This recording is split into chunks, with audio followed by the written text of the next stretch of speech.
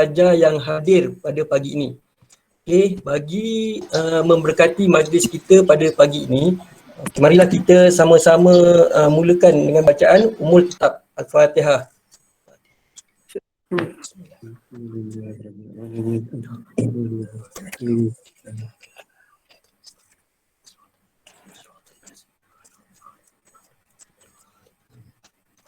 Okey, untuk makluman semua, pada pagi ini kita akan mengikuti satu kursus bertajuk aplikasi GIS di Indah Water Consortium yang akan disampaikan oleh Encik Muhammad Zubaidi bin Daud, iaitu Eksekutif Kanan GIS dari Indah Water Consortium.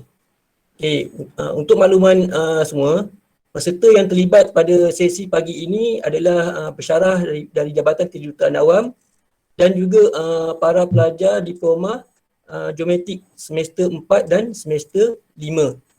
Okey, untuk makluman para pelajar, saya harap supaya pelajar dapat memberikan perhatian sepanjang kursus ini berlangsung kerana tajuk kursus ini terdapat dalam topik terakhir GIS, iaitu aplikasi GIS di agensi kerajaan dan swasta.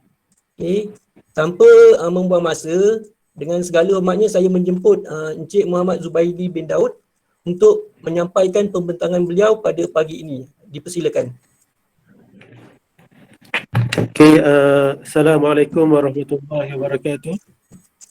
Rabbi shrah li sadri wa yassir li amri wahlul 'uqdatam min lisani yafqahu qawli. Terima kasih kepada Encik Fauzul, para pensyarah di Jabatan Kejuruteraan Awam Politeknik Ungku Omar dan pelajar-pelajar sekalian. Saya difahami daripada tahun semester 4 dan 5 daripada diploma geometrik, tak silap saya. Ya, betul. Okey, pertamanya saya ingin mengucapkan ribuan terima kasihlah kepada Encik Fauzul dan Jabatan Kejuruteraan Awam kerana menjemput saya bagi menyampaikan sedikit sebanyak pengalaman dan aplikasi GIS yang telah kita bangunkan di Indah Water Consortium Sdn Bhd. Okay, tanpa melengahkan masa, saya minta Cik Fauzul boleh tak share slide saya tadi? Oh, share slide kejap. Saya ada masalah teknikal.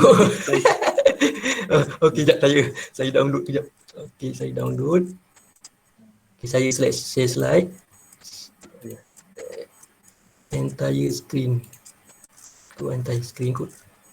Entire screen.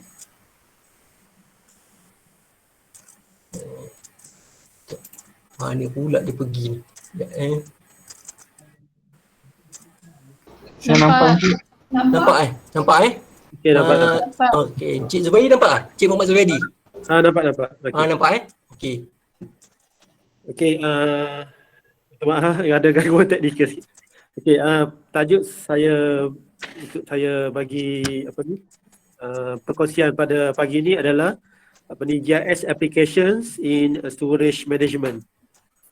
Okey, saya Muhammad Zubaidi daripada Jabatan Perancangan dan Kejuruteraan Indah Water Consortium Sdn Bhd. Okey, saya di Indah Water dalam bulan 6 ni, alhamdulillah dalam 10 tahun dah di Indah Water.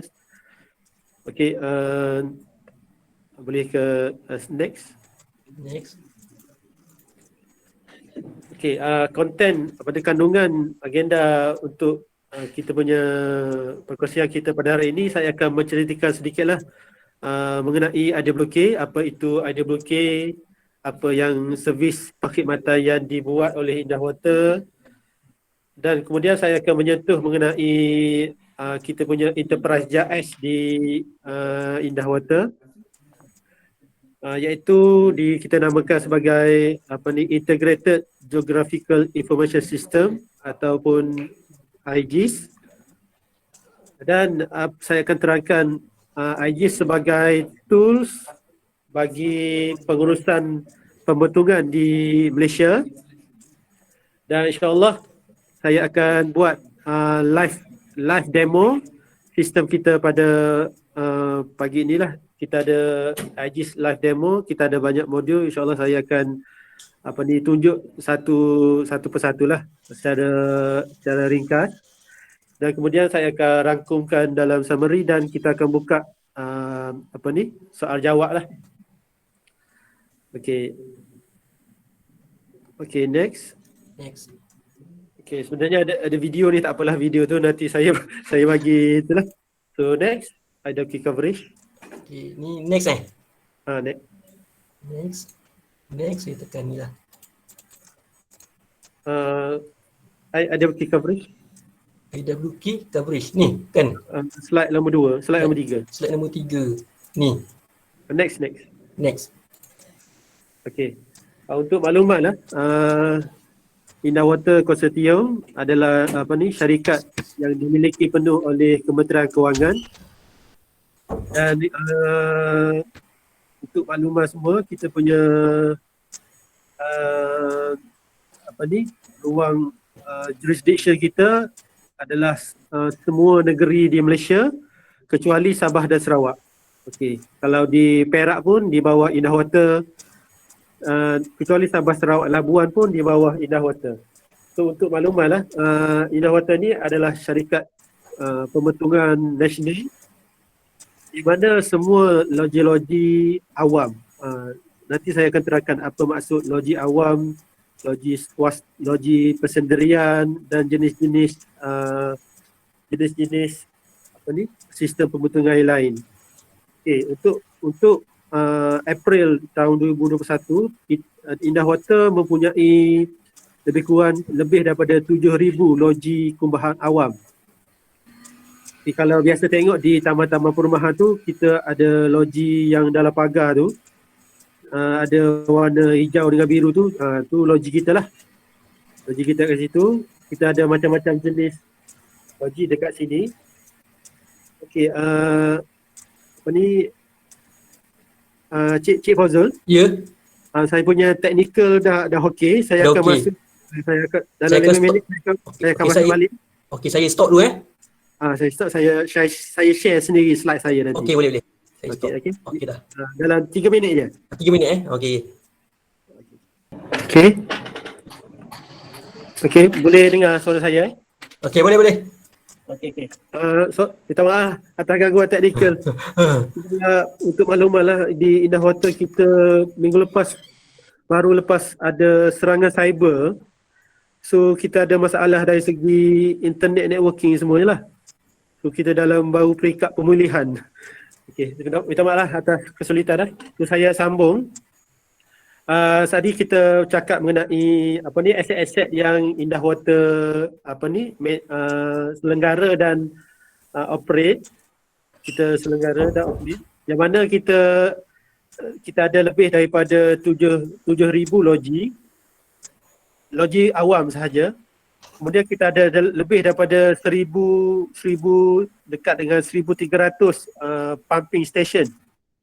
Di mana pumping station ni digunakan kalau pipe pembentungan kita tu, kita perlu pump daripada pumping station, kita kena pump ke loji rawatan kumbahan awam lah, iaitu ataupun ada namanya sewage treatment plant STP. Dari segi jumlah panjang pipe pembentungan, kita ada dalam 20,000 kilometer. Kalau 20,000 kilometer ni biasanya dari Malaysia ke Mexico lah, lebih kurang panjang dia tu. Okey, pipeline ada 20,000 kilometer. Dari segi population equivalent ni, dia punya kapasiti jumlah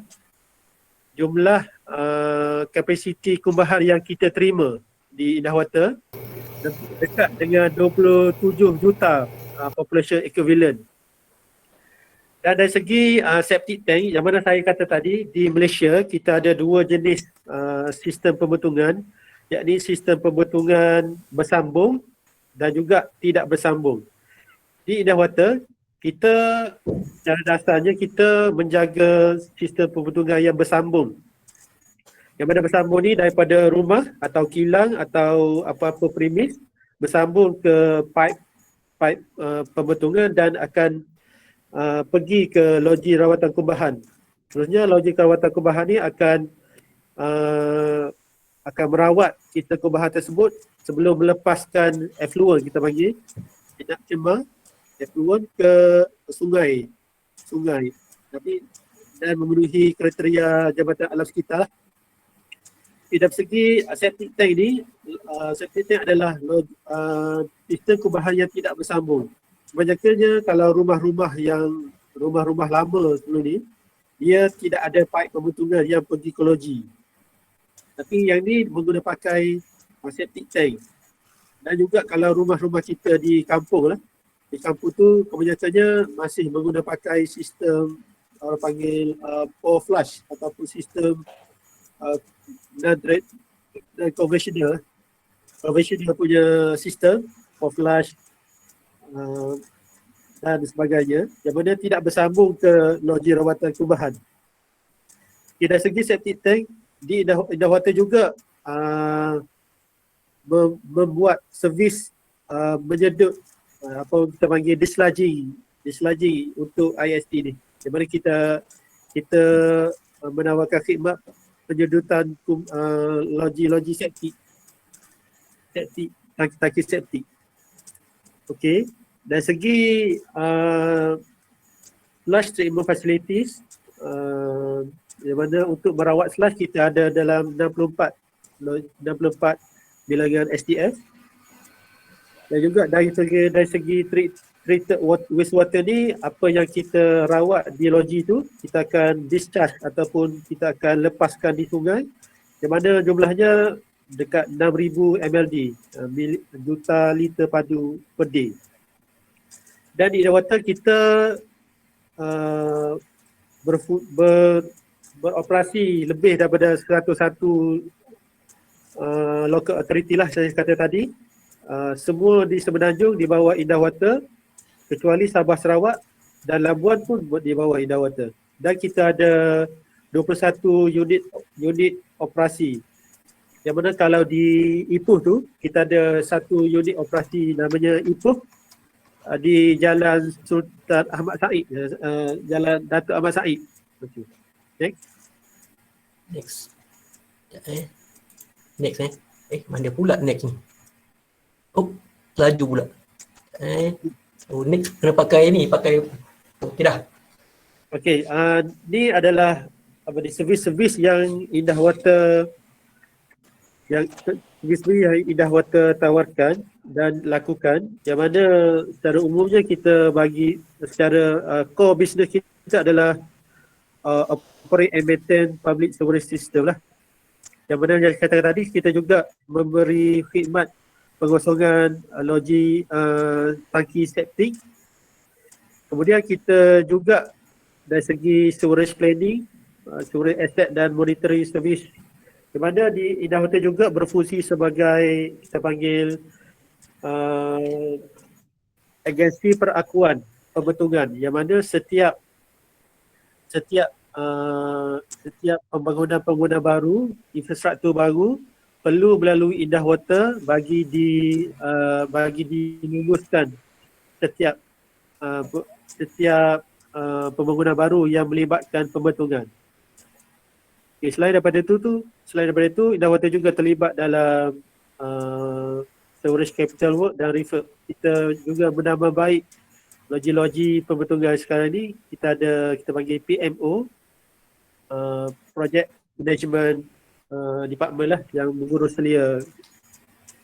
Selain daripada itu, kita juga buat research and development mengenai sewerage sector.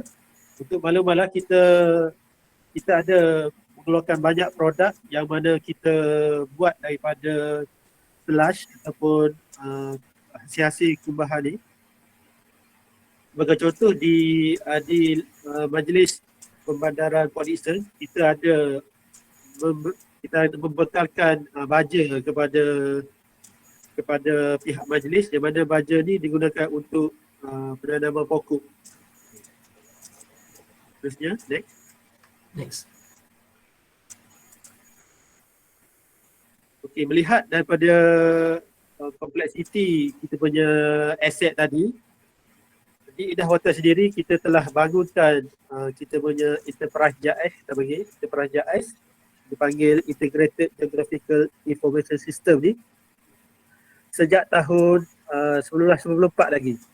Yang mana kita bermula dari desktop based JIS, yang mana masa tu sebelum 4 tu kita masih gunakan pelbagai perisian masa tu.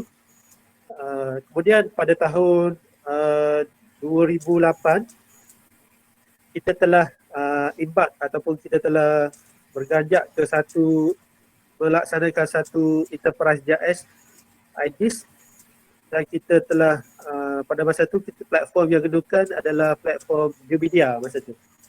Pada tahun 2018 kita telah migrate daripada Geomedia, platform Geomedia tu kepada Esri GIS platform lah. So bercakap mengenai platform sekarang, IGIS dibangunkan menggunakan pakai GIS platform, yang mana kita ada portal dan juga enterprise GIS lah. Dan untuk makluman, kita punya server semua, server untuk database, server untuk application, semuanya kita letak di cloud. Kita tidak ada satu physical server di mana-mana previous kita, semua kita letak di private cloud lah. Yang mana JIS sekarang boleh digunakan pakai in anytime, pada bila-bila masa, anywhere, dan juga boleh digunakan dari segi pelbagai device. Okay. Next. Jadi saya nak tunjuk kita punya sistem overview, yang mana kita menggunakan pakai ArcGIS platform. Kita ada database dan juga aplikasi yang kita dah bangunkan lah. Kalau dari segi database, kita telah pun membuat integrasi dengan sistem-sistem lain. Bagi contoh dari sistem billing, sistem fleet ataupun sistem tracking kenderaan, sistem customer relationship management atau CRM, dan juga kita ada integrasi dengan kita punya ERP system ataupun enterprise resources planning system. Dari segi aplikasi, kita ada pelbagai aplikasi. Dari segi web application, kita ada dashboard, kita ada apps, kita ada satu portal, dan juga kita ada admin untuk aplikasi untuk admin lah. Okay, next.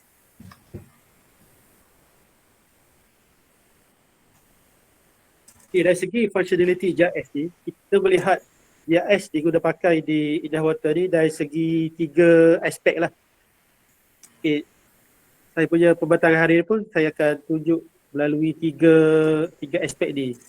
Macam mana kita gunakan JIS sebagai system of record, dan juga system of engagement, dan juga system of insight. So pembatangan saya hari ni saya akan melihat dari segi 3 sudut pandang ni lah. Okay, next. Ini dari segi system of record di Indah Water, kita jadikan JIS ni sebagai system of record, di mana setiap aset, bagi contoh aset di Indah Water ni kita ada 2 jenis aset lah. Kita ada aset data dan juga operational data. Aset data ni adalah aset-aset yang melibatkan aset Indah Water, bagi contoh logi, stesen pump, pipe pembentungan, manhole dan sebagainya. So data-data ni dikemaskini melalui proses GIS. Okay. Yang mana kita menggunakan 2 teknik asset registration. Satu, kita menerima drawing ataupun lukisan dalam bentuk soft copy daripada developer, so kita akan buat conversion lah, direct conversion, dan kita akan masuk melalui dua cara, sama ada menggunakan pakai ArcMap GIS desktop dalam ArcGIS tu, ArcMap ataupun ArcGIS Pro. Sekarang ni ada ArcGIS Pro, software baru lah dalam ArcGIS ni. Okay. Satu cara lagi, kita juga sebelum data-data yang sedia ada ataupun yang lama, kita dapat data tu dalam bentuk hard copy, dalam bentuk salinan keras lah, hard copy, di mana kita perlu buat proses digitizing, georeferencing dan sebagainya lah. Juga menggunakan pakai desktop solution, sama ada ArcMap ataupun ArcGIS Pro. Okay, next. Dari segi saya kata tadi kita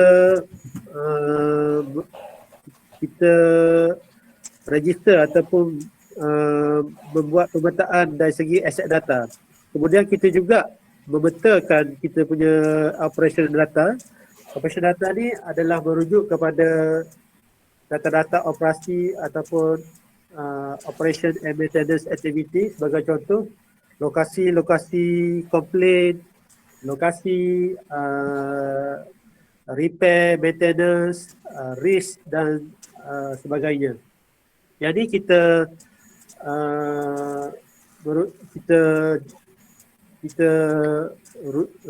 rujuk dia sebagai operational data. Kemudian dari segi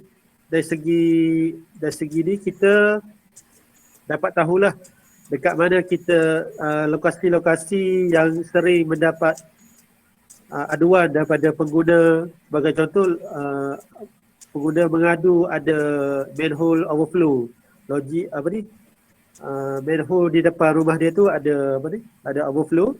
So setiap aduan yang kita terima, kita akan petakan di dalam GIS menggunakan pakai IGS kita. Selain daripada itu, kita juga memetakan aset-aset risk, aset risk yang mana, risiko aset yang mana kita ada satu sistem lain yang dinamakan sebagai Indah Water Risk Management System. Di mana risk management system tu dia hanya menunjukkan tabular information dan spatial system sahaja. Jadi untuk memetakan kedudukan ataupun lokasi tu, kita ada integrasi dengan IGS ni. Di mana kita telah memetakan ke semua aset-aset kita yang berisiko, sama ada logi, pipeline dan sebagainya. Okay, next. Okay, tadi saya beritahu mengenai complaint mapping. So kita ada satu sistem kita panggil SAM, yang mana Customer Inquiry Management System, yang mana setiap aduan yang kita terima melalui SMS, telefon, daripada aplikasi Indah Water, mobile apps Indah Water, semuanya dikonsolidate, diletakkan dalam satu pusat, yang mana kita punya pegawai CSR, Customer Service Relations Executive, dia akan menggunakan pakai SAM ni untuk mendaftar ataupun merekodkan setiap detail aduan yang kita terima. Tapi dalam SAM tu kita telah letakkan satu integrasi yang mana kalau tengok ada dalam bulatan tu kita ada set location, yang mana bila dia klik je set location tu, alamat yang dia telah masukkan tadi akan terus automatik dia akan tunjuk dalam, kita panggil SAMGIS locator dekat sini. So dia akan tanda je setiap lokasi aduan yang dia terima. Okay, next. Dari segi system of record juga, selain daripada desktop, web application yang boleh diakses melalui laptop ataupun PC di office, kita juga enable ataupun sistem kita juga boleh digunakan pakai melalui pelbagai device atau gadget, sebagai contoh daripada tablet, daripada phone dan sebagainya. Ini membolehkan kita punya field worker yang berada di site boleh terus memasukkan data-data, sebagai contoh data manhole ke pipeline ke yang dijumpai ataupun yang kemaskini di lapangan lah. Okay, terusnya. Next. Tadi saya bagi tahu dalam segi sistem of record, kita ada membuat pelbagai integrasi dengan pelbagai jenis sistem yang lain dan spatial system. Sebagai contoh dengan ABIS. ABIS adalah kita punya asset management system. Kita juga ada integrasi dengan eDMS, yang mana eDMS ini adalah Electronic Document Management System. Sebagai contoh, setiap logi tu dia ada drawing dia ada surat yang terlibat dengan dia. So kita integrate sistem JIS IGIS kita ni dengan sistem ni yang membolehkan IGIS ni digunakan sebagai one-stop center untuk spatial reference. Selain itu, kita ada juga buat integrasi dengan billing system, yang mana kita boleh tengoklah lokasi satu dari segi spatial dia adalah lokasi customer dan juga maklumat detail mengenai customer tu. Maknanya dia belum bayar ke belum, dah bayar ke belum, ada tunggakannya. Sebab kita buat integrasi dengan sistem billing. Okay, next. Ini dari segi tadi saya rujuk kepada IGIS sebagai system of record. Jadi saya nak tunjuk macam mana kita guna pakai JIS ni sebagai system of insight. Yang mana insight ni dia boleh memberi maklumat yang penting kepada Indah Water untuk membuat sebarang keputusan atau decision making lah. Sebagai contoh, jadi kita nak tunjukkan detail kita punya OBJIS web application. Jadi adalah salah satu modul kita adalah iaitu OBJIS web application. Yang mana di sini kita papar dari segi maklumat spatial dan maklumat attribute. Sebagai contoh, kita ada maklumat customer, fuel line, manhole, storage, sewage treatment plant dan sebagainya. Jadi kalau dalam JS ni adalah basic kita lah. Kita ada aset-aset yang kita dah kenal pasti tadi. Kita akan present dia dalam bentuk JS. Dan juga di dalam OBJIS web application ni kita ada banyak widget-widget dalam ni lah. Okay, next. Jadi adalah kita punya operational data yang mana JIS ni digunakan pakai untuk kita menganalisa dan juga kita buat sebagai input atau tools untuk kita membuat sebarang keputusan. Sebagai contoh untuk buat sebarang budget preparation, persediaan bajet dan sebagainya. Memang JIS digunakan pakai untuk kita, sebagai contoh, kita kat sini saya tunjuk ada beberapa komplain data kita. Komplain data ni adalah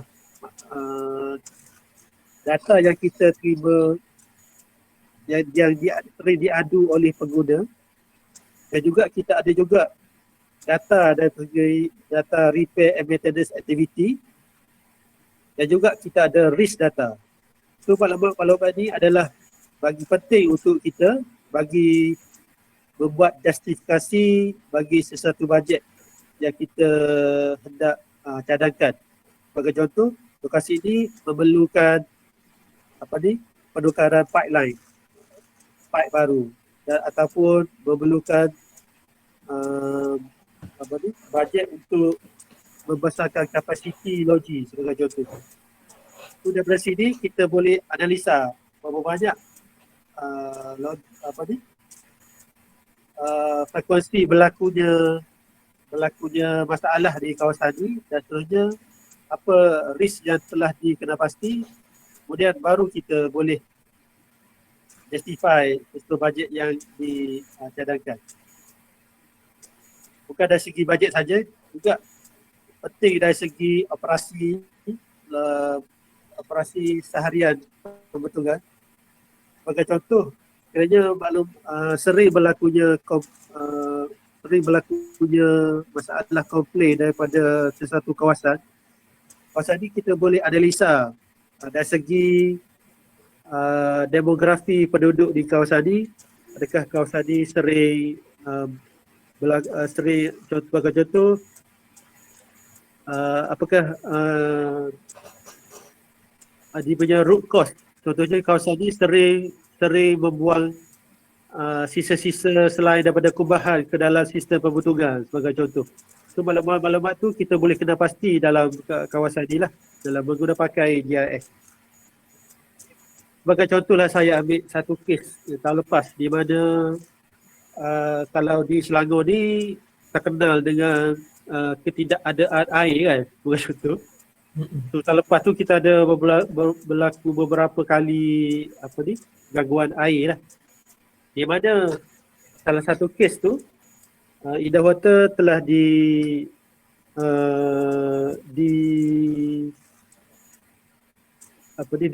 dituduh sebagai pencemar melakukan kubahan sisa-sisa yang melepaskan sisa yang tak sepatutnya ke dalam sungai sehingga menyebabkan berlakunya letupan loji air. Tapi dari segi GIS kita telah tunjukkan dalam GIS memang kita comply, kita patuh dengan pelepasan yang mana kita lepaskan ke sungai itu. Tapi kita dapati dalam sistem, dalam kawasan servis area kita terdapat kawasan-kawasan industri yang mana melalui siasatan lanjut dapati bahawa punca pencemaran itu berlaku daripada pembuangan sisa tak sepatutnya dari premis berkenaan. So dalam GIS kita telah sediakan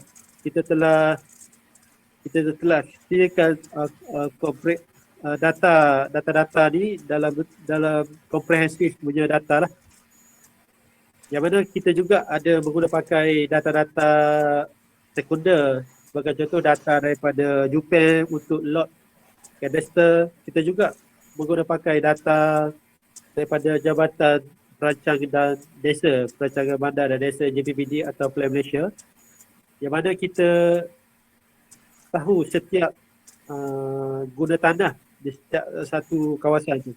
Ini memudahkan kita untuk mengenal pastilah, saya kata tadi, bila ada berlaku pencemaran dan sebagainya di sungai, kita dapat tahu dengan secara cepat menggunakan pakai GIS ni. Okay, next. Cik Zubaidi, saya nak tanya lah soalan yang komplain data tu biasanya daripada penduduk, dia apa yang dia komplain sebenarnya? Sebagai contoh, depan rumah dia depan rumah dia tu ada berlakunya overflow manhole. Macam tersumbat, tandas dia tersumbat. Bila nak flush tu keluar sesuatu yang tidak menyenangkan daripada tandas tu. So biasa kita terima komplain daripada penduduk, lebih kurang macam itulah. So tim kita akan pergi siasat sama ada punca sumbatan tu berlaku daripada rumah ataupun pipeline ataupun manhole yang di depan. Selain daripada itu, kita juga ada sebagai contoh masalah loji kita yang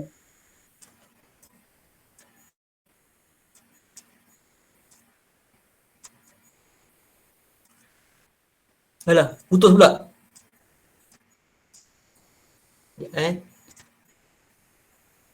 Sangkut dah. Sebagai contoh. Ah, Sebagai order. ODOUR order. order.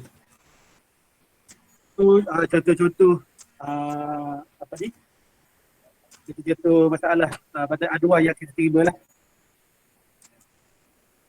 Okey. Lepas tu yang diameter tu daripada taman tu ke dengan jalan utama tu macam mana dia punya atribut dia, diameter dia, dia punya squarage apa? Dia punya pipeline Ya. macam tu ada beza tak dia punya diameter yang masuk taman dengan diameter yang dekat jalan utama tu? Ya. Memang kalau biasanya kalau dalam taman tu diameter yang biasa adalah macam 225 mm lah. 225 mm. Biasa kalau daripada taman untuk sampai ke loji tu, biasa sebelum ke loji tu saiz dia akan meningkat sikit lah. Biasanya dalam 350 mm. Tapi ada juga pipe-pipe kita yang besar. Sebagai contoh, sekarang ni kita telah sedang dalam projek membuat satu loji serantau papan di Ipoh. Jadi papan ni sebelah mana papan? Di Perak Ipoh tu.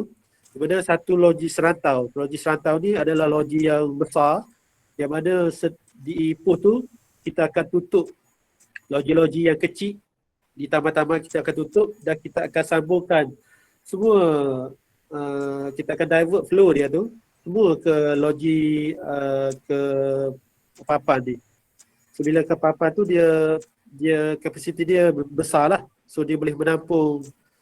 So pipe-pipe di papan tu pipe sebenarnya dalam lebih daripada 1 meter pun ada. Kita ada pelbagai diameter jenis ataupun dari segi jenis material pun pelbagai juga. So benda-benda ni memang kita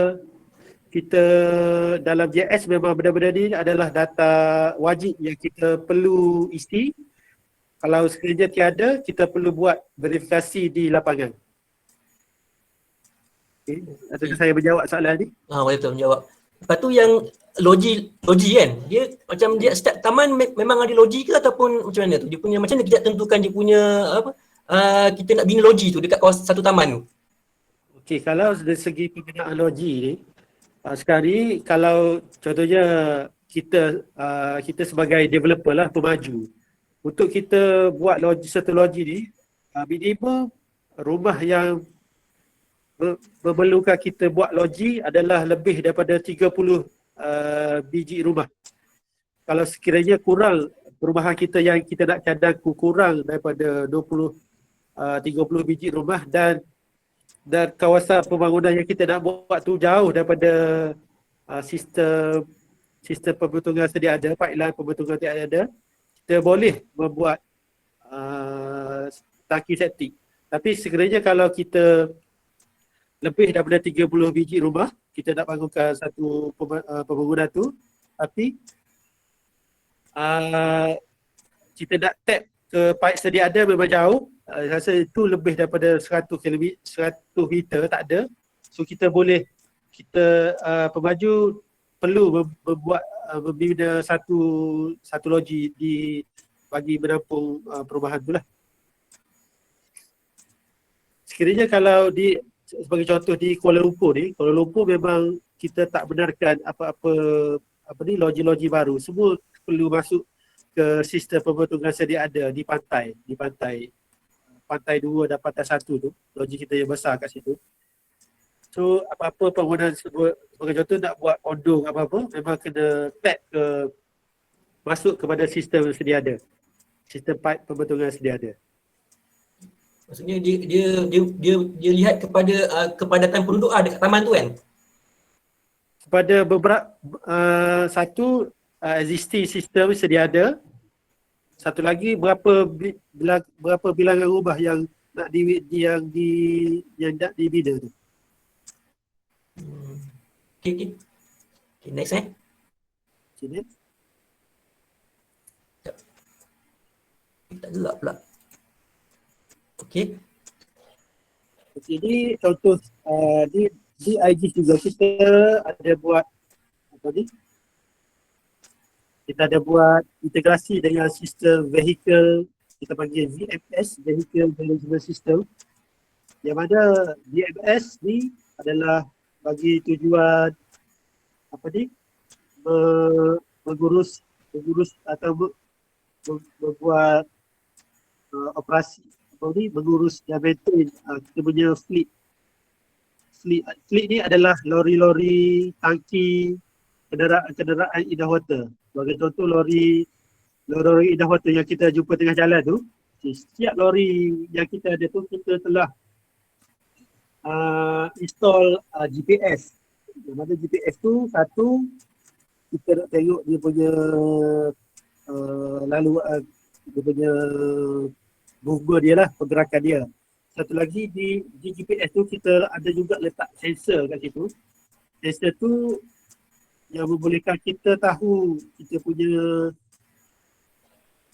punya pattern, cara pembaduan kenderaan pun kita ada juga. Kita dapat tahu contohnya kalau kereta ni banyak brake, navigasi dan sebagainya. So ada setengah maklumat daripada VMS tu, kita ada buat integrasi dengan kita punya GIS sekarang ni. Sebagai contoh yang saya tunjuk ni adalah taburan kenderaan kita, dan juga dalam IGS ni kita boleh tahu kita punya route, best route daripada point A ke point B. Macam lebih kurang macam Google Map lah. Tapi dalam ni kita boleh tahu. Sebagai contoh, sekiranya kita dapat panggilan daripada satu kawasan. Sebagai contoh, kawasan ni dia nak sedut dia punya tangki septik. Tangki septik dia dah penuh, dia nak sedut. So tadi menggunakan pakai GIS ni di pihak CSR sekarang, bila dia terima je panggilan untuk dapatkan aktiviti tu, dia boleh kena pasti kenderaan mana yang paling dekat dan juga kenderaan yang available yang boleh dihantar bagi membuat penyedotan tangki septik tersebut. Iaitu kita guna pakai GIS dari segi itulah. Okay, next. Kita juga dalam GIS kita ada juga buat customized widget lah, yang mana kita buat customized widget dengan Google Street View. Okay, mana kita klik dekat tu, kita akan call page daripada Google Street View lah. Jadi kalau standard punya cost commercial off the shelf untuk GIS, dia bukan standard lah. Kita perlukan buat customize sedikit. Okay. Okay, salah satu dari segi sudut System of Insight, GIS juga digunakan pakai, jadi digunakan pakai bagi membuat simulasi sekiranya suara stres. Sebagai contoh, sekiranya berlaku satu overflow di satu sebuah manhole. Okey, jadi bila berlaku sebuah manhole, bagi proses operasi, kita punya network team, pasukan network akan pergi ke site dan akan tutup setengah manhole tu bagi membuat proses maintenance dekat situ lah.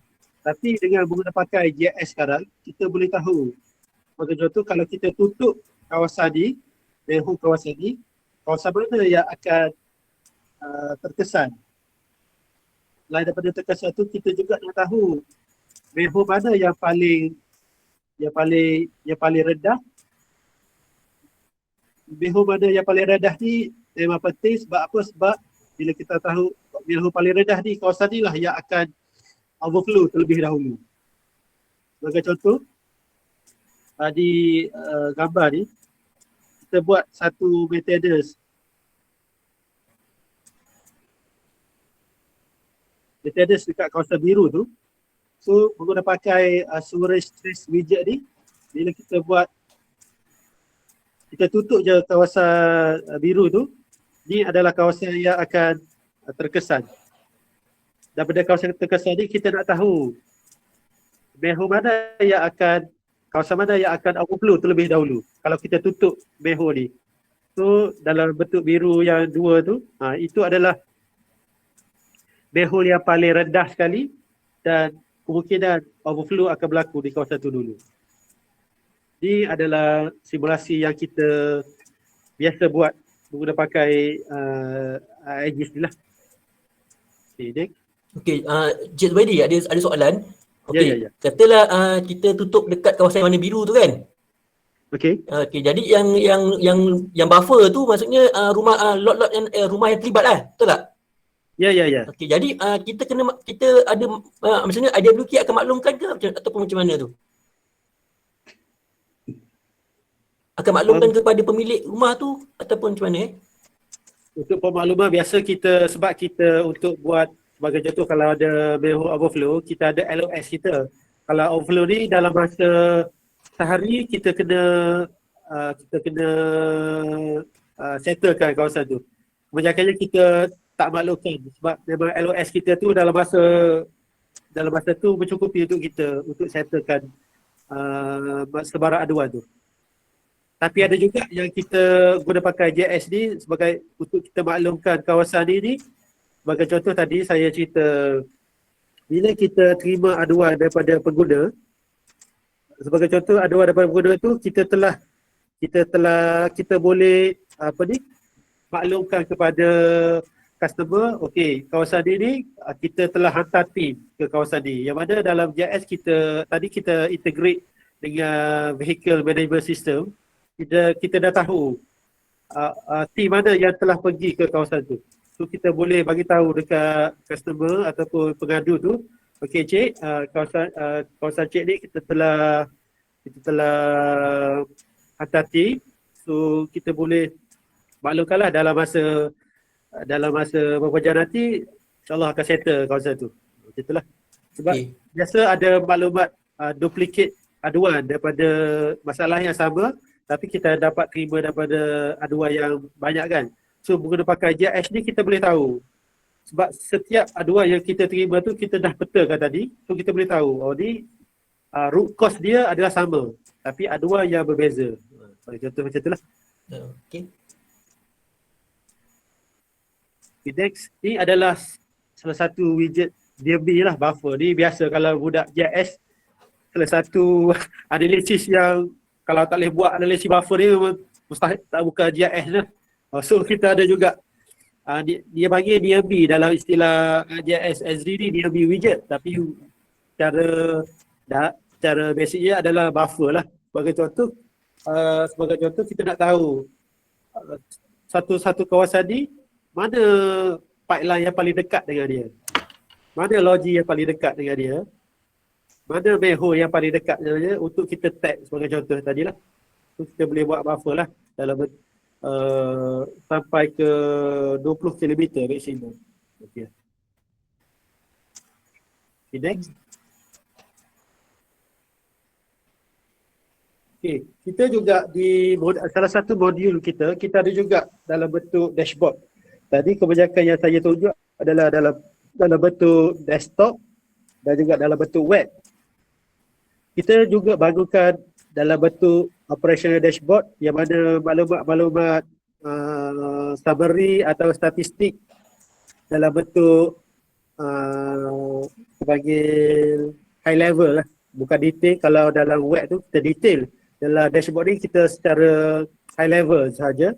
Kita juga paparkan dalam bentuk dashboard.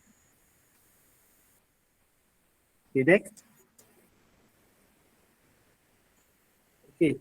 Dari segi sistem engagement, kita dah cover tadi sistem of record dan juga sistem of insight. dari segi sistem engagement, macam mana JS ni kita nak engage dengan user kita tu. Contohnya dari segi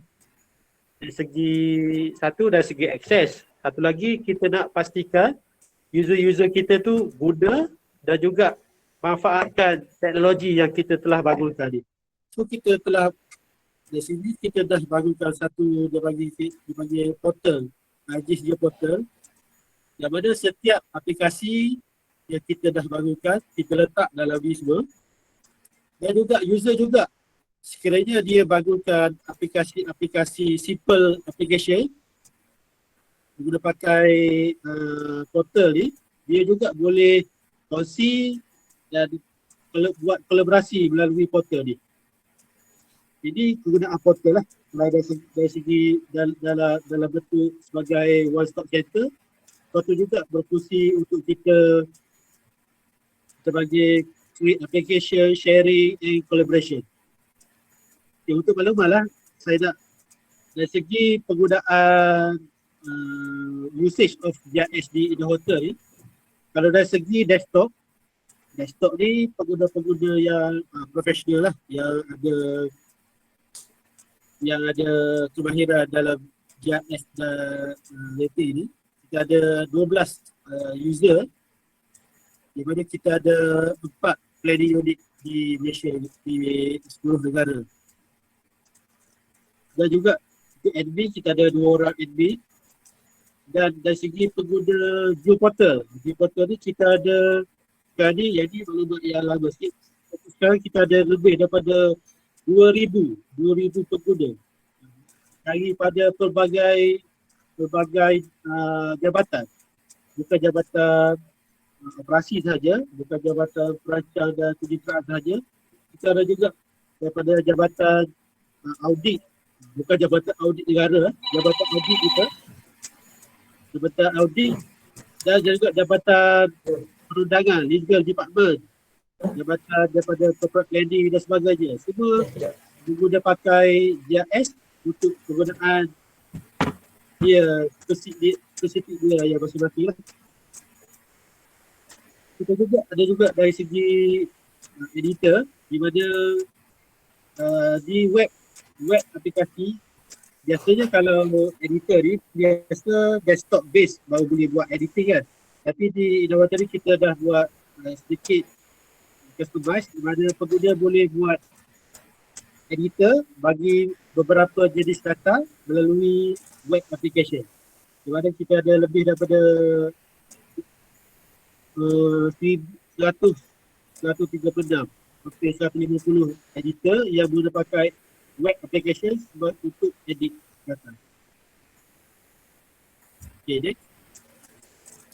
Cik Zubaidi. Ya. Nak tanya lah, kebanyakannya staff kat situ dia punya latar belakang dia IT ke ataupun macam mana ni? Untuk super user dia, expert user. User. Okay. Memang kita buat setakat ni kita ada 12 super user yang mempunyai latar belakang daripada sarjana geoinformatik dan juga diploma geometrik. Kita ada daripada Politeknik pun ada, daripada UiTM pun ada. Semua kita punya super user adalah daripada Politeknik dan juga daripada universiti semua. Tapi semua ada latar belakang, ada geometrik, kita hanya ambil geometrik, GIS, remote sensing dan sebagainya. Selain daripada tu memang kita tak ambil lah nama geometrik atau ukur tanah, sama ada daripada Universiti Tempatan ataupun daripada Politeknik. Daripada Politeknik ukur obat pun ada. Dia punya staff dari itu.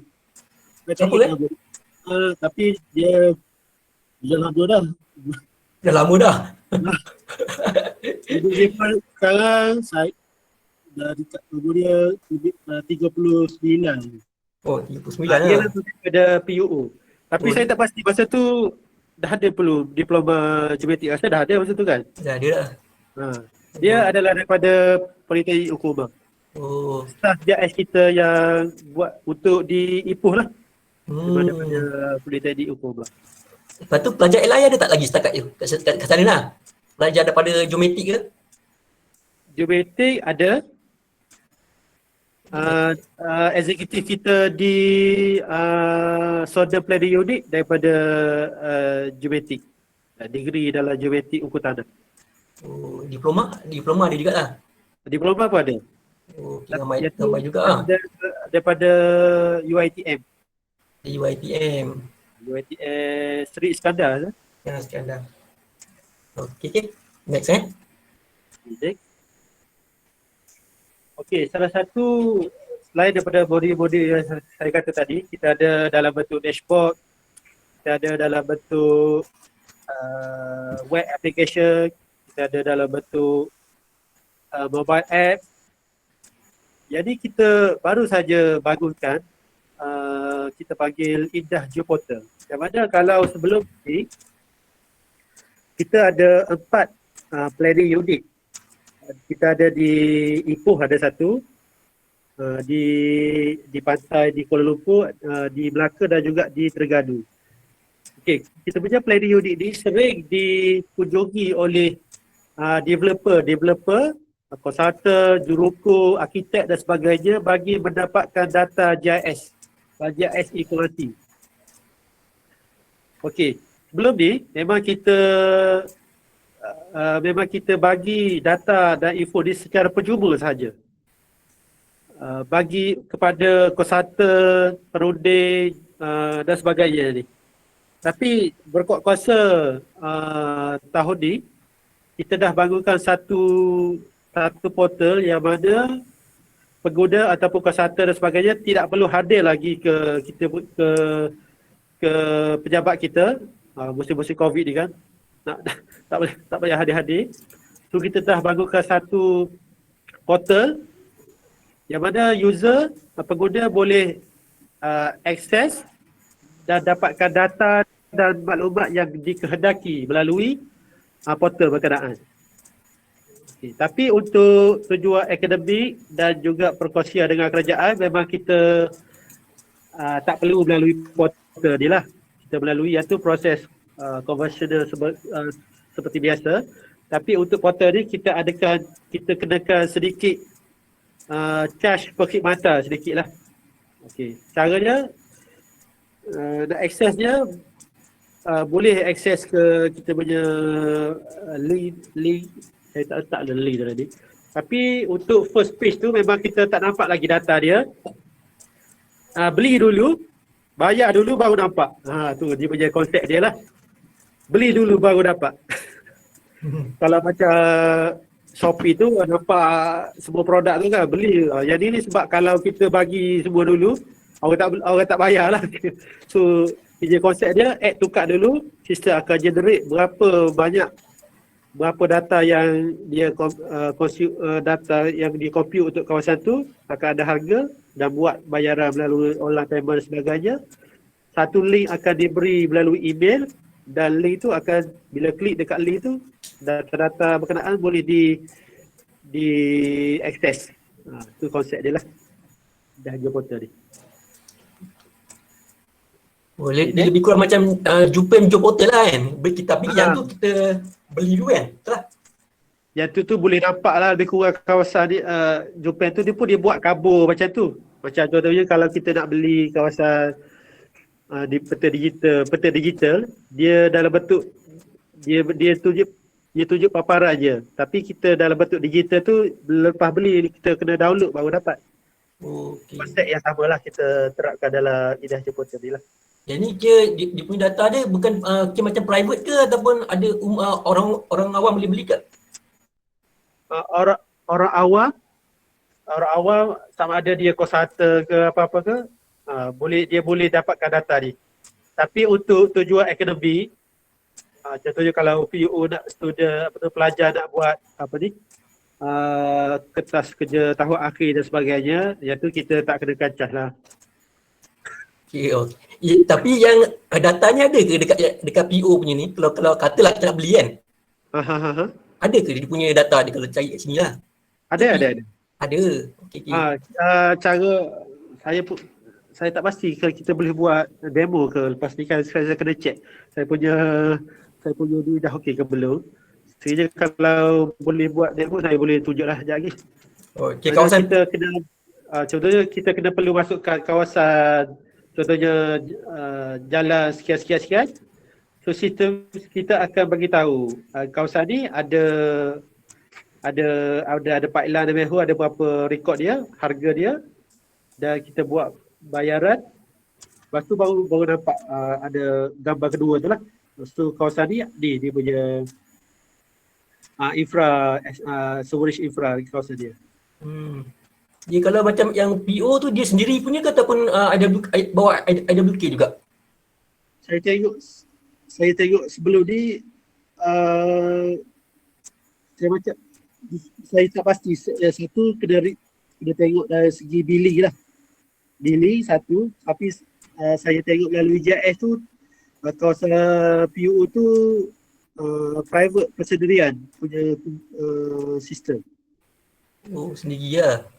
Tak ada pipeline pun yang paling dekat yang lay depan PO tu.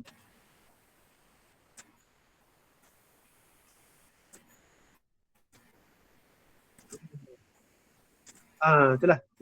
Dia sama ada logi persendirian ataupun ada logi ke pakai tank. IST lah.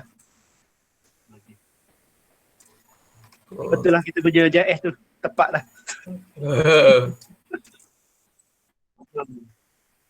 Okey.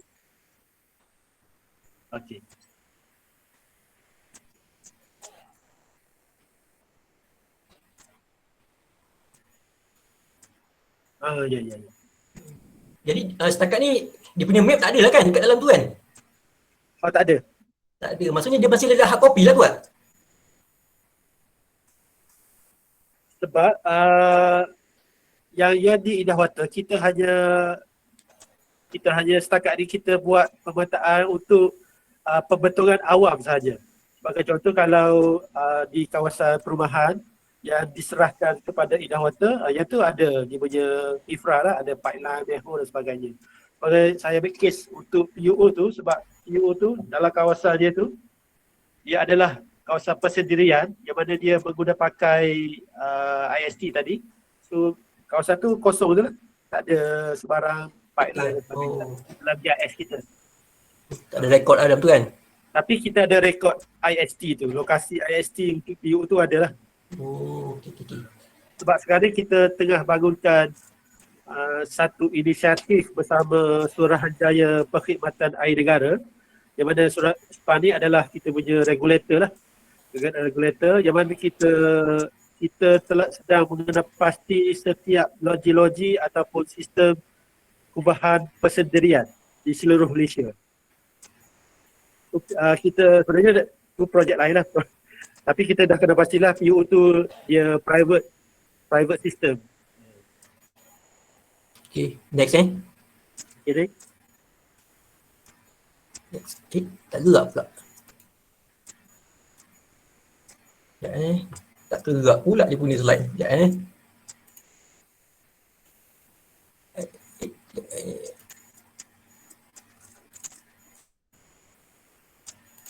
Tak gerak. Okey.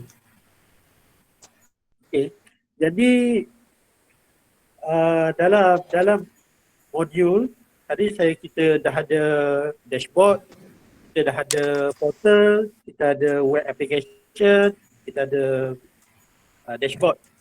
Setelah satu lagi aplikasi yang kita bangunkan tanpa melalui pihak vendor adalah kita buat satu aplikasi kita panggil StoryMap.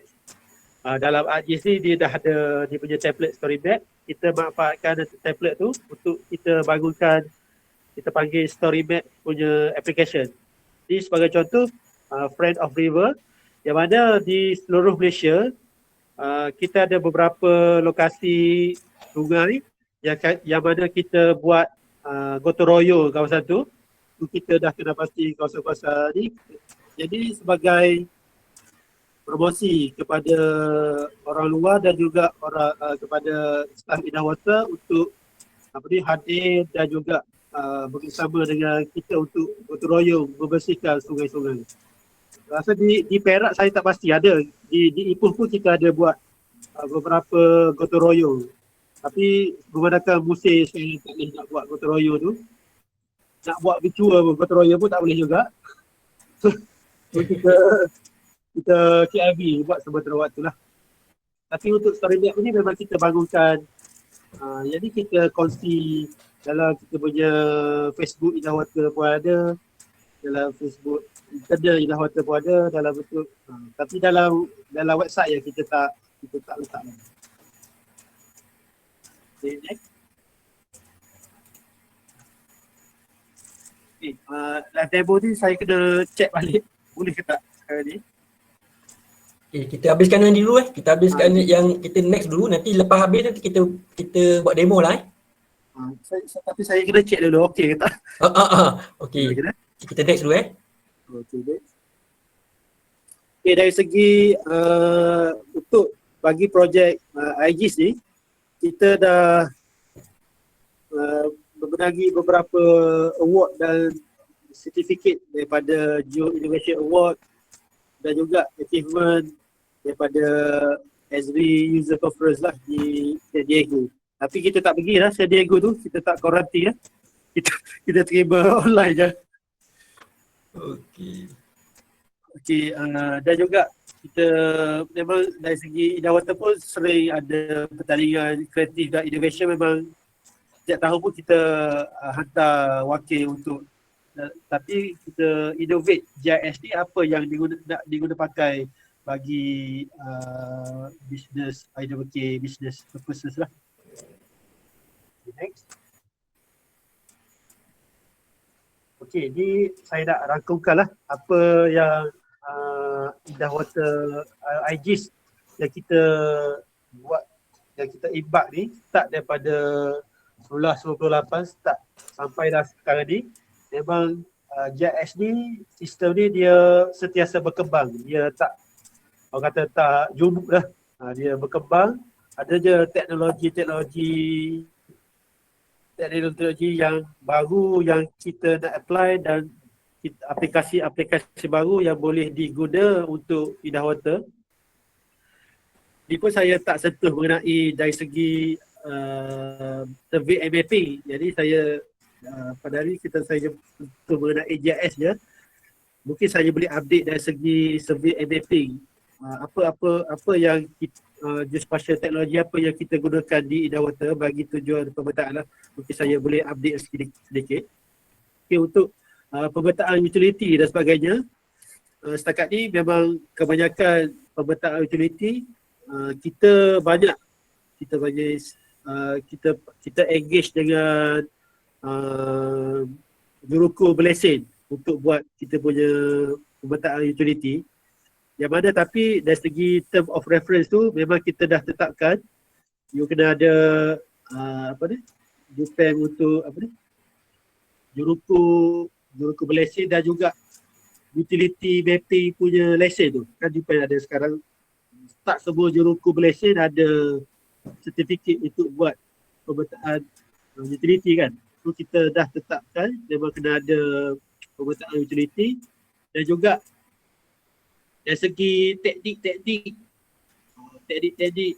pemetaan utility yang perlu dipatuhi kriteria pemetaan utility pun kita dah incorporate dalam setiap kita punya term of reference, setiap projek-projek yang kita nak engage dengan license surveyor lah.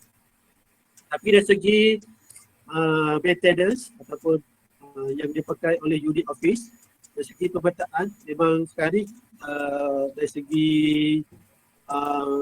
alat-alatan memang kita guna pakai metal detector, GPR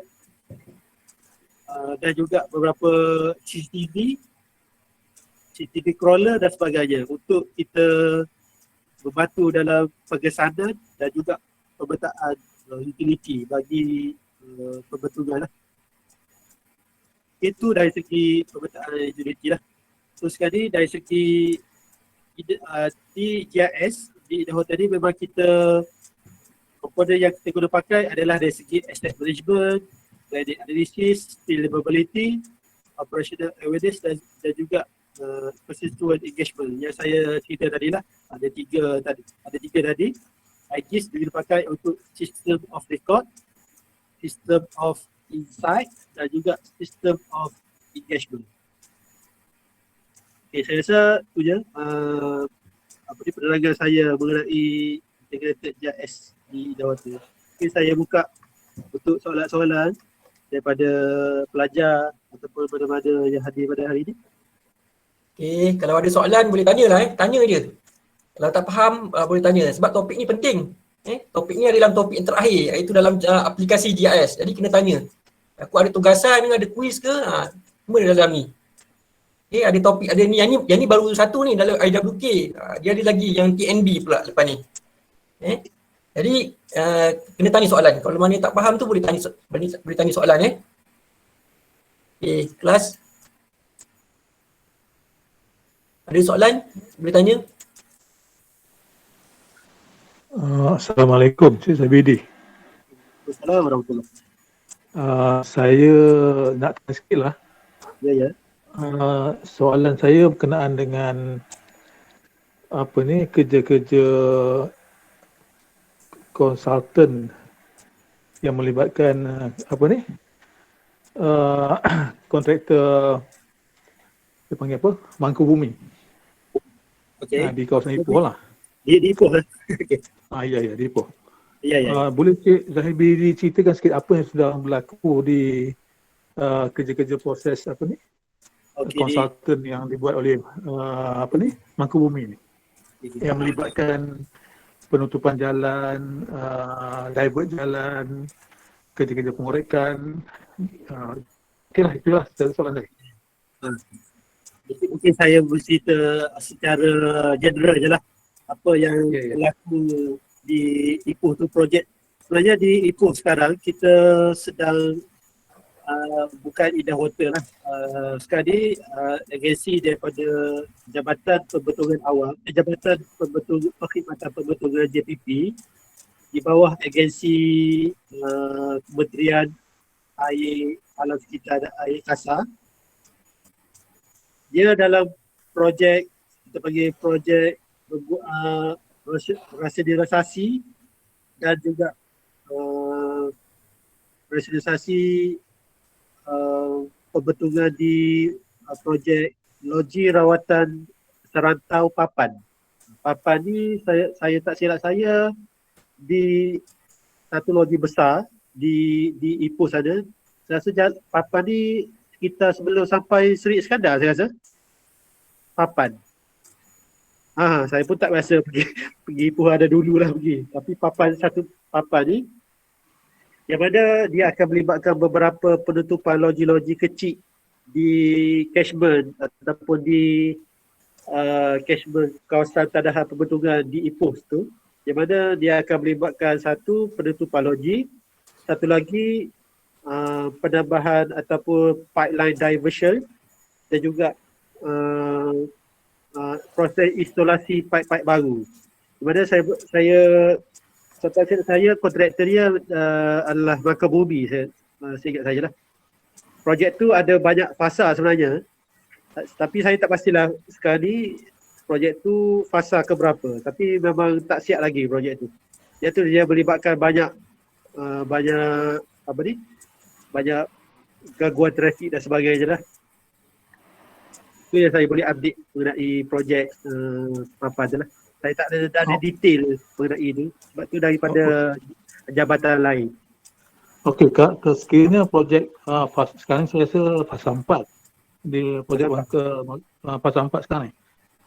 Kalau katalah projek ni siap kelak, adakah loji serantau ni dia akan mengganggu sistem jalan raya yang ada sekarang? Maknanya masih lagi ada kerja-kerja pengorekan, kerja-kerja maintenance, itu satu. Kemudian daripada segi data GIS akan di-update ke tidak macam?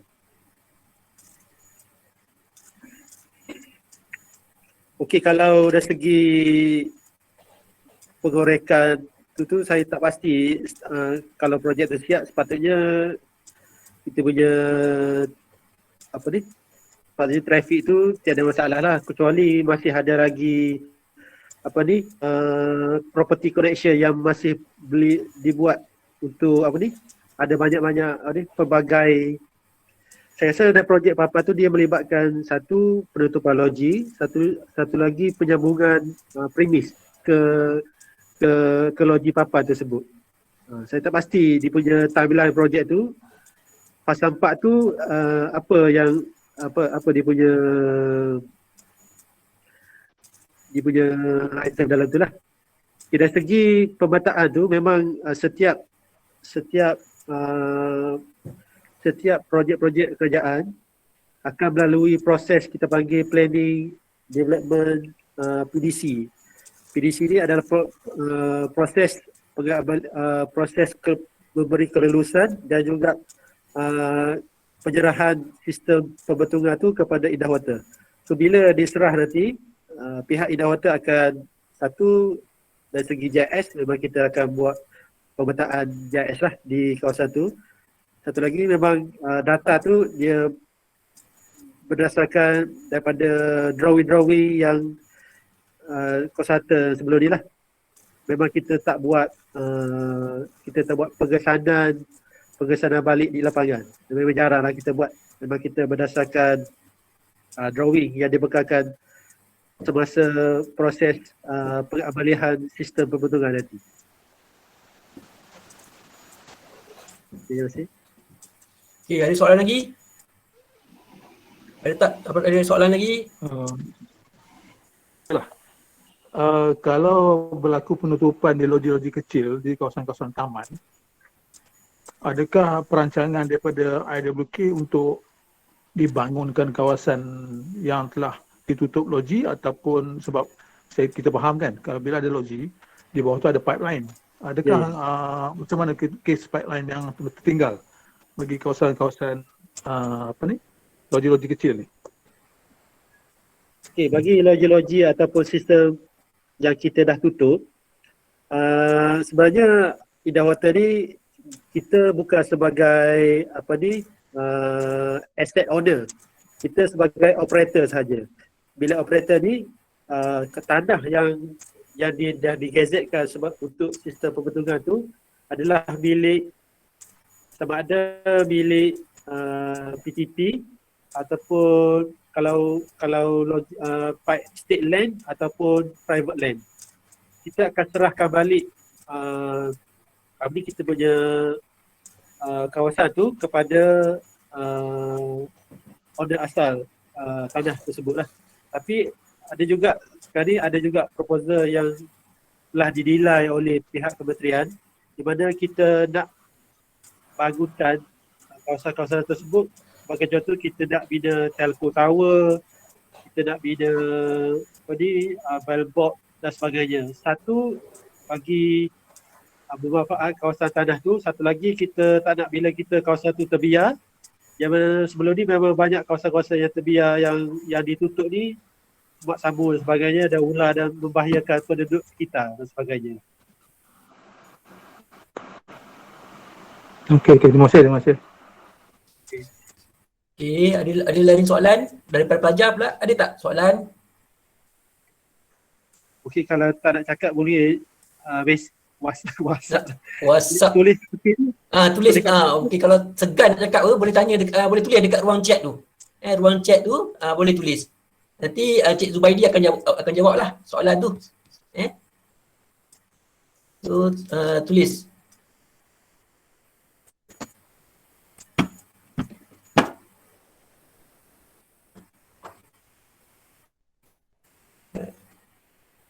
Jadi kalau nak ni tak faham boleh tanya. Ni ada peluang ni. Senang nak dapat ni.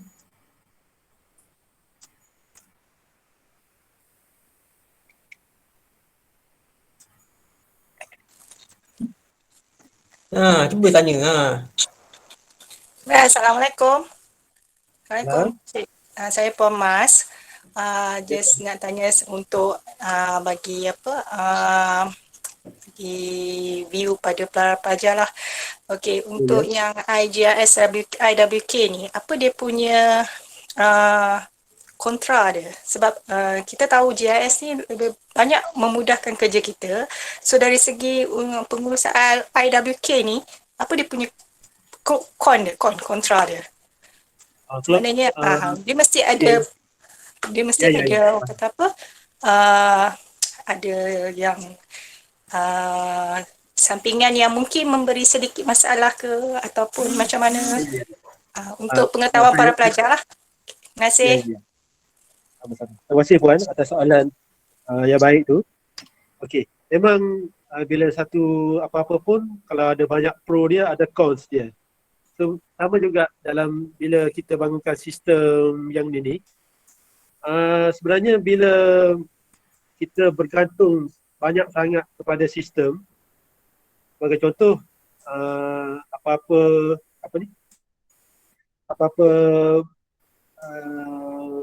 flow kerja kita seharian tu memang bergantung kepada sistem.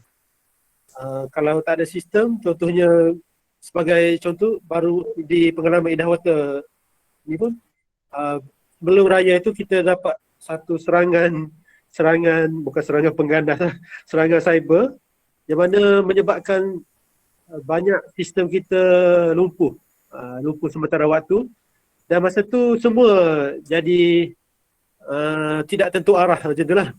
Tu tak tahu nak buat apa. So bila kita terlalu bergantung kepada sistem, kadang-kadang dalam bentuk digital dan sebagainya, kadang-kadang kita perlu ada satu backup dalam bentuk konvensional, cara biasa, cara dulu, walaupun old school, tapi kita perlu ada backup. Backup ni sama ada, sebagai contoh kalau sistem tu down, apa yang perlu kita buat? Kita perlu adakan satu prosedur ataupun prosedur backup tambahan yang tidak menggunakan pakai sistem sebagai flow kita. Tu saya rasa keuntungan sistem tu, jangan terlalu bergantung sangat kepada sistem. Nak menjawab soalan? Baik, terima kasih. Boleh tak Tuan bagi contoh plan backup untuk IWK? Okey, sebagai contoh, tadi dalam bentuk semua data-data kita dalam bentuk digital kan. Okey, semua data kita punya server. Salah satu cara saya boleh katakan, satu kita punya server kita biasa kita on premise ataupun on premise punya server kita letak di premise kita. So sebagai backup kita perlu kita ada satu panggil server lain yang mana backup server mungkin letak di, kita boleh resite dia tu dalam cloud punya environment, supaya apa-apa berlaku dalam premise ni kita ada satu lagi backup lain. Salah satu backup dalam bentuk lain adalah mungkin kita nak dalam bentuk hard copy tu memang mustahil kita nak betulkan lah dalam bentuk hard copy, semua dalam bentuk digital. Tapi mungkin maklumat-maklumat atas mungkin kita simpan dalam bentuk hard copy dan sebagainya juga.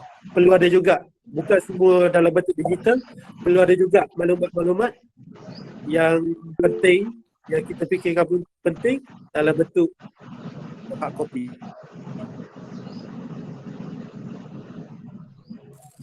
Baik Tuan, terima kasih. Okay, terima kasih Pak. Okay, Cik Zubaidi, ni ada soalan dekat ruang chat tu. Ada soalan daripada pelajar Tanya, apakah langkah-langkah yang diambil oleh IWK untuk memastikan kerja-kerja atau naik taraf pemulihan bagi paip pembentungan tidak memberi risiko keselamatan kepada pihak awam? Okey, bagi menjawab soalan tu, terima kasih atas soalan. Sebenarnya setiap operasi ataupun proses aktiviti kita, maintenance aktiviti, telah ada guideline yang ketat dari segi proses keselamatan, bukan sahaja proses keselamatan pekerja dan juga keselamatan, kita juga titik beratkan keselamatan awam. Sebagai contoh, setiap aktiviti pembaikan pipe yang kita bangun, yang kita buat, Indah Water buat, bukan daripada bukan projek yang berskala besar. Biasa kalau projek berskala besar ni bukan Indah Water yang buat, biasa daripada kontraktor luar. Tapi saya bercerita dari segi servis ataupun proses aktiviti maintenance yang kita buat seharian lah. Memang kita titik beratkan satu keselamatan pekerja, satu lagi keselamatan awam, keselamatan. Memang kita dah gariskan SOP yang ketat bagi setiap kita punya prosedur operasi. Dan memang kita Indah Water perlu patuhlah setiap apa yang kita dah gariskan tu dari segi keselamatan pekerja dan keselamatan awam. Okey. Terima kasih jawapan tadi. Okey, ada lagi soalan? Ada lagi soalan tak?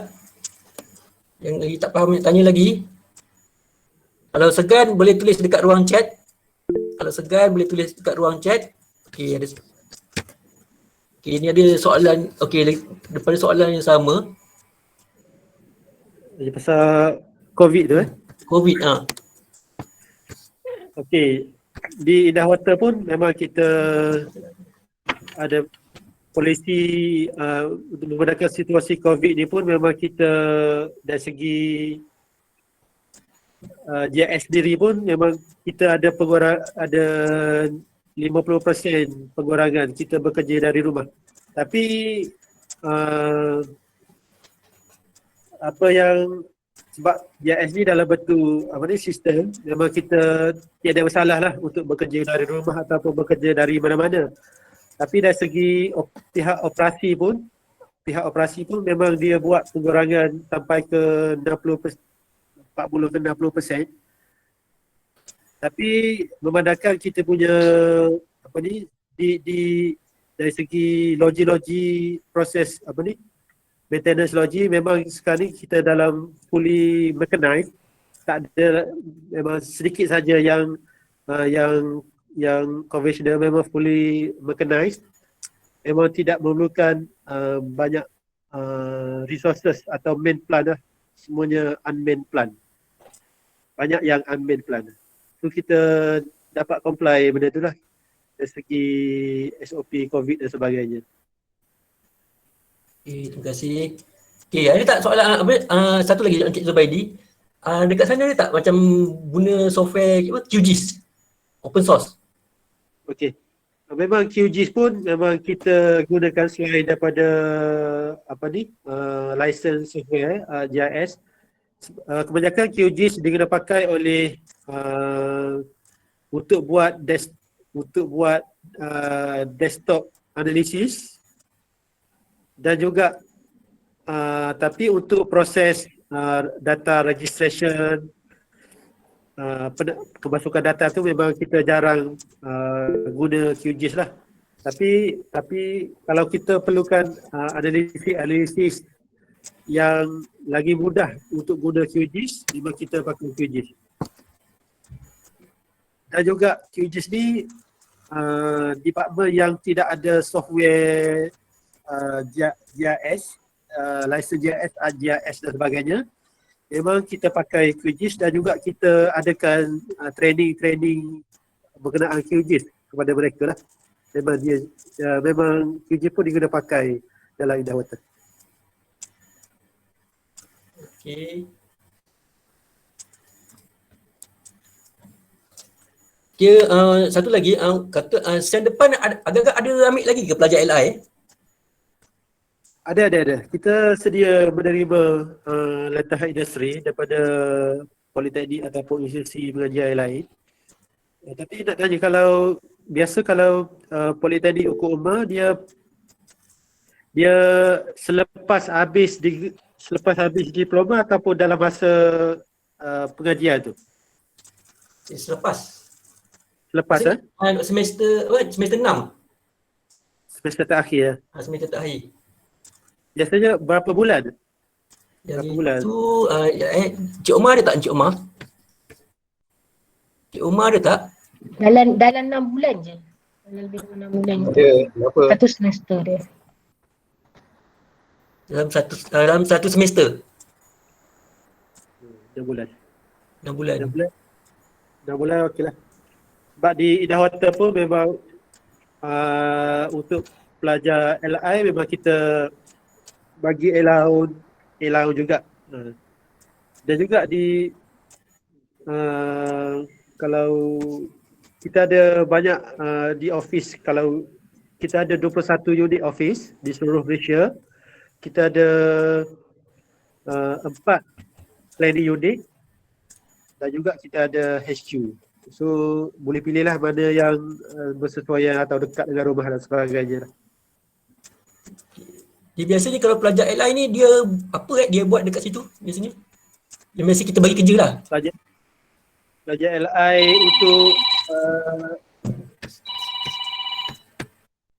LI untuk diploma geometrik ke khusus? Ya. Okey. Kalau untuk diploma untuk geometrik ataupun JIS dan sebagainya, memang tugas ataupun LI kita punya kurikulum LI pun memang banyak berkait dengan GIS. Kita ada beberapa konten yang dalam LI. Satu dari segi data registration, satu lagi dari segi data system application development, dan juga akan terlibat secara langsung dengan apa-apa related project. Projek sekarang ni, sebagai contoh sekarang ni JMK dilantik sebagai konsultan untuk verifikasi proses konsultan perunding bagi verifikasi aset pembentukan persendirian. So kita punya pelajar LI kat sini memang aktif secara langsung lah dengan kita punya projek tu lah, sebagai salah satu tim untuk projek.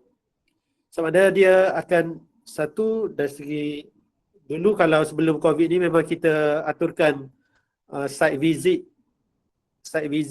kita akan sertakan sekali pelajar LI kepada site visit bagi tengok sendiri loji-loji kita. Biasa kita akan bawa pelajar LI kita ke salah satu loji yang paling terbesar di pantai sana tu. Kita akan tunjuk apa yang kita punya sistem, storage system macam mana, pipe mungkin kita sebelum ni pun kita pernah bawa dari segi bila kita nak buat utility mapping tu, kita bawa pelajar latihan industri sekali untuk mendedahkan mereka lah dengan proses kerja sebenar di IWK.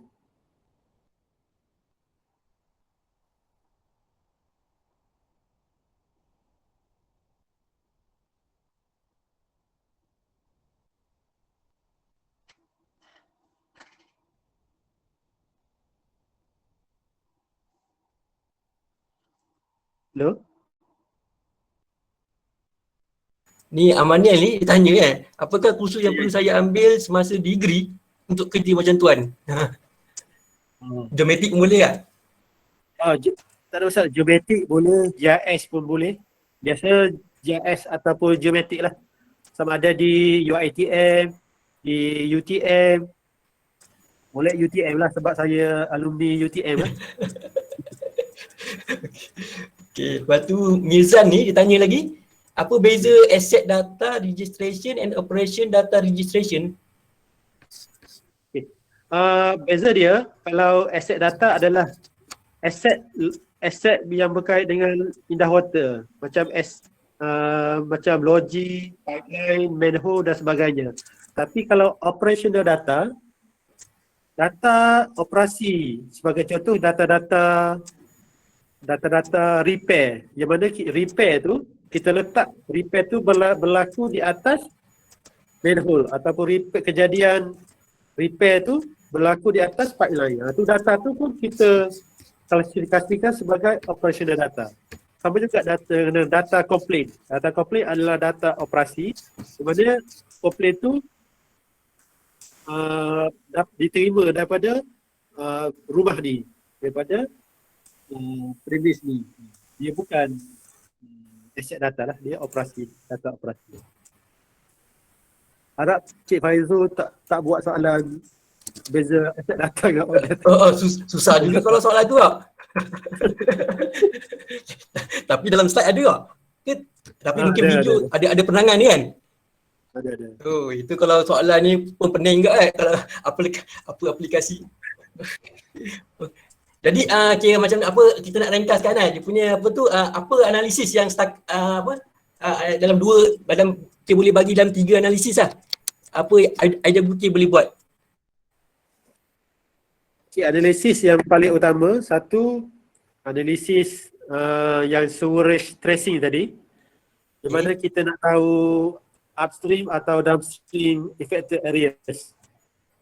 Okay.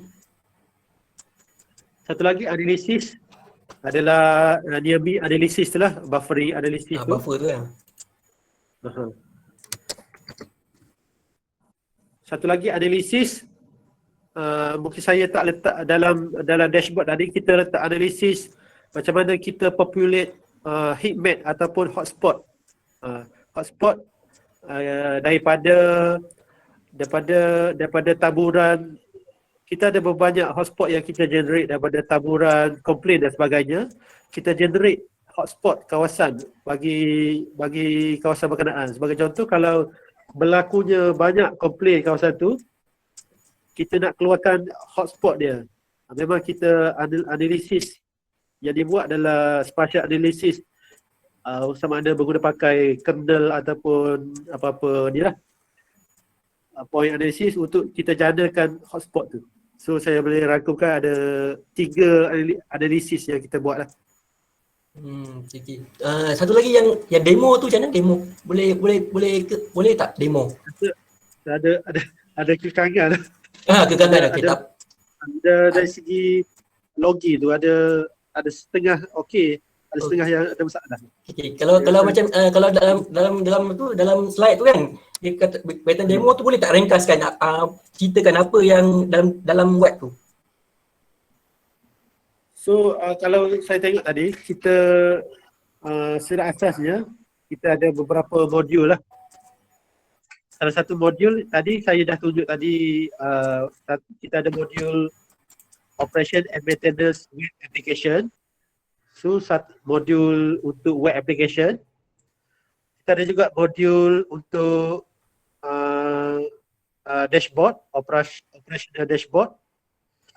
Dan juga kita ada modul untuk, saya kata tadi, untuk Indah Geoportal, yang mana pengguna awam boleh akses kepada Indah Geoportal tu bagi mendapatkan data mengenai pembentungan.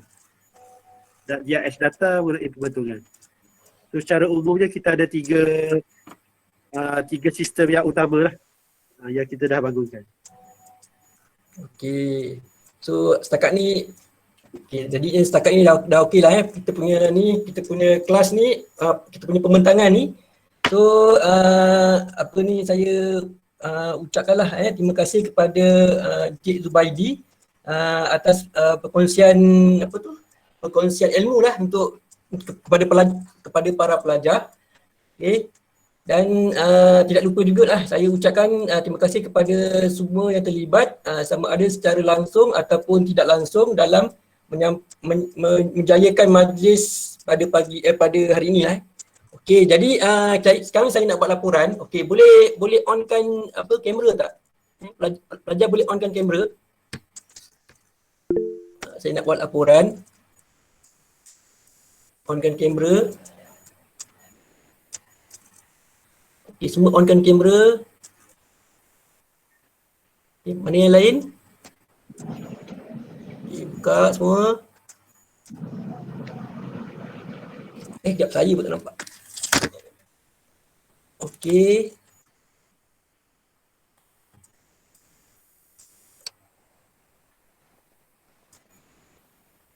Okay, mana yang lain? Pelajar semua, mana? Semua dah on kan? Saya print screen dulu. Takut tertinggal. Screenshot dulu kan. Takut terlupa. Okey, ada kelas dia apa di GU 4B dia dah left lah, terpaksa left sebab ada kelas pukul 11. Okay, tak apalah, saya dah dapat dia punya slide dia. Okey, semua dah ni. Okay, dah boleh on kejap Okey, dah dapat dah. Okey, terima kasih Cik Zubaidi atas penerangan tadi. Bagi pihak IWK, saya mengucapkan ribuan terima kasihlah kepada Jabatan Pengurusan Awal Politeknik Hukum kerana memberi peluang kepada IWK untuk berkongsilah pengalaman spesifik mengenai aplikasi GIS di Indah Water. Semoga berjaya semualah kepada CEO dan juga kepada pelajar-pelajar di bawah Genetik Politeknik Hukum. Okey, terima kasih. Assalamualaikum. Terima kasih Tuan. Okay. Terima kasih Encik. Terima kasih, Terima kasih Encik. Terima kasih Encik. Terima kasih. Terima kasih. Terima kasih Cik.